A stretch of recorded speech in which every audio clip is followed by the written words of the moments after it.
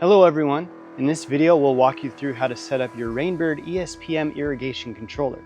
We'll go through everything from the initial setup of the date and time to setting your zones and your watering schedule. And don't worry, we'll keep it beginner friendly. Let's get started. First, let's make sure your controller knows the correct date and time. This is important so your watering schedule runs when it's supposed to. Turn the dial to current date. Use the app up and down arrows to adjust the day, month, and year, and then press Advance button to move to the next value as needed.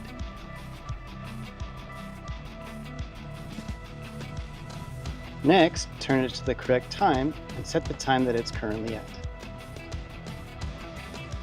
Be sure to select AM and PM if applicable.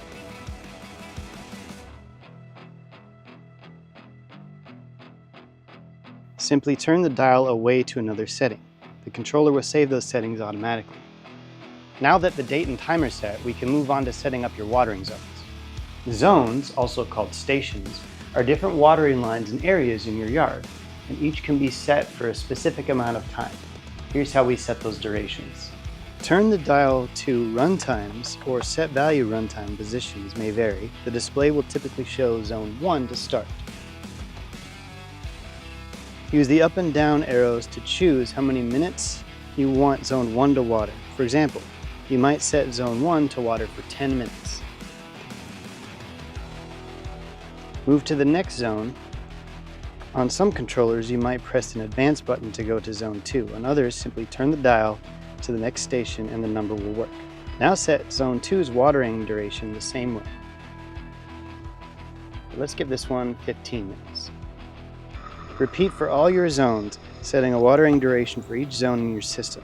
Each area of your yard might need a different amount of water, so you can customize each zone's runtime to suit your landscaping needs. If you have any zones that you do not use or don't want to water, set their time to 0. This effectively turns the zone off. Now that the controller knows how long to water each zone, we need to tell it when to water. This involves setting the start time and the days of the week for watering. Turn the dial to watering start times. Here, choose any time of day you want watering to begin. Use the up and down arrows to select the convenient start time. Let's say we wanted to do 6 a.m.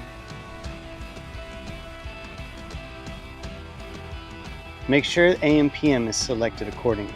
The Rainbird ESP-M allows up to 4 separate times of each day, labeled 1, 2, 3, and 4. For most beginners, one start time is usually enough. If your controller shows multiple start times, you can leave the extra ones off unless you need them. To turn on an unused start time, scroll past the midnight until you see the off display.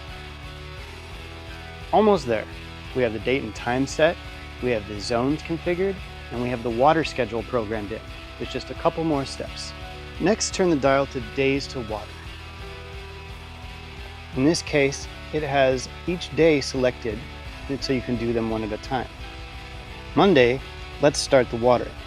On Tuesday, maybe we don't need it, so you can select off. Let's go for a every other day watering schedule.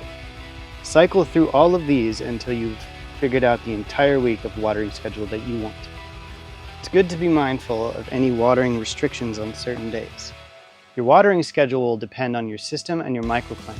If you have any questions about that, leave us a comment. Turn the dial to auto run. This tells the controller to run the schedule you just programmed automatically. Once in auto mode, your Rainbird ESP-M will now water your zones at the times and days you've set, without any further input. You can sit back and relax. If you ever need to stop the system, for example during a rainy week, you can turn the dial to off. Just remember to turn it back to auto when you're ready to resume the schedule. Now this next part is just in case you need it. If you ever find yourself wanting to or needing to manually water a zone or two, this is how you do it. Select the zone and hold down the manual start button for a couple seconds. This should start the watering process in that zone. Turn it off, simply hold it down again. Whatever adjustments you make, always remember to turn the setting back to auto so it takes care of itself. And that's it. You've successfully set up your Rainbird ESP-M irrigation controller. Your lawn and your flowers will thank you for the watering. If you found this video helpful, please subscribe and contact the Northwest Gardener for more landscaping and gardening tips. Happy watering!